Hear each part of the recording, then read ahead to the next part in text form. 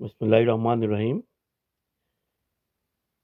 কদিন ধরেই দেখতেছি যে সোশ্যাল মিডিয়া আওয়ামী লীগ যে পথে হাঁটছে, বিএনপি ও পথে হাঁটতেছে। তবে আওয়ামী লীগ তবে বিএনপি থেকে আওয়ামী লীগ অনেক ভালো। আওয়ামী লীগ যারা লুটপাট করছে বা আওয়ামী লীগের অনেক নেতাকর্মীরা লুটপাট করছে, তাদের নেতাকর্মীরা কোনো সময় তাদের নেতাকর্মীর বিরুদ্ধে লেখালেখি করে নাই। এখন আর এই ফেসবুকে ঢুকলে আপনি দেখবেন যে আমাদের বিএনপি নেতাকর্মীরা যেমন মহাভারত করেছেন। 2018 সাল পরে আপনারা মনে রাখবেন, 2018 সাল পরে বিএনপিও জানে, বিএনপি অনেক নেতাকর্মীরা জানে যে কেন্দ্রীয় তনে এবারে কর্মী পর্যন্ত 18 সাল নির্বাচন পরে যে আর বিএনপি ক্ষমতায় আসতে পারবে না।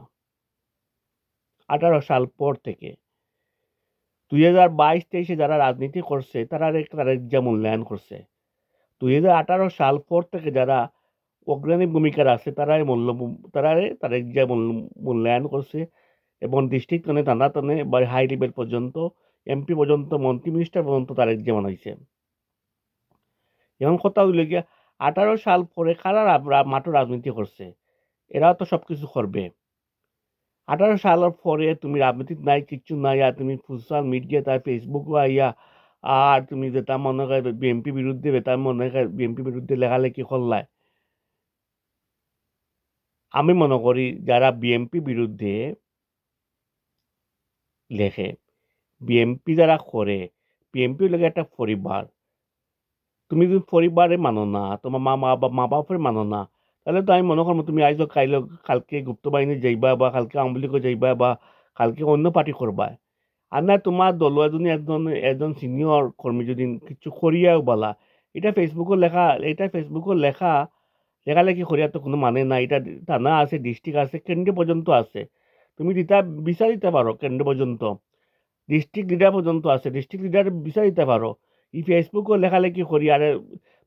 লেখালেখি করিয়া যে রাজনীতি করলো তারও দুর্নাম, অন্য পার্টির কাছেও দুর্নাম। আর আমরা দেখছি খারাপ বিনিবেজার সিলেট রাজনীতি করছো না, কেন্দ্রে পর্যায়ে রাজনীতি করছো না। ঢাকা তো আমরা আসলাম, সিলেটও আমরা আসলাম। বহুত মিছিল মিটিং বহুতে কইছেন যে পেটো বেদনা, মাথাত বেদনা, আর বাপরে দিয়ে যাইতা ডাকাত, আর বাপরে মারে লিয়ে যাইতা সিলেট হসপিটাল, আর খেউরের এমবেসি খাম, আর খেউরের খাম,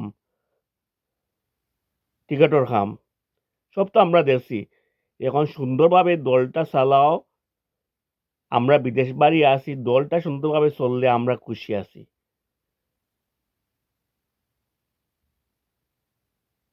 আর ফয়েজ বাড়ির সামনে তার কবরস্থানের মাটিগুলা গুপ্ত বাহিনী আর বিভিন্ন বাহিনী ওগুলা দেখাই দিলা যে এগুলা হে মাটি খান্তনে আনছে, এগুলা তার কবরস্থানের মাটি। দয়াল্লার আপনারা আর মানুষের হেরাজ করেন না দেন। ধন্যবাদ সবাইকে। আসসালামু আলাইকুম।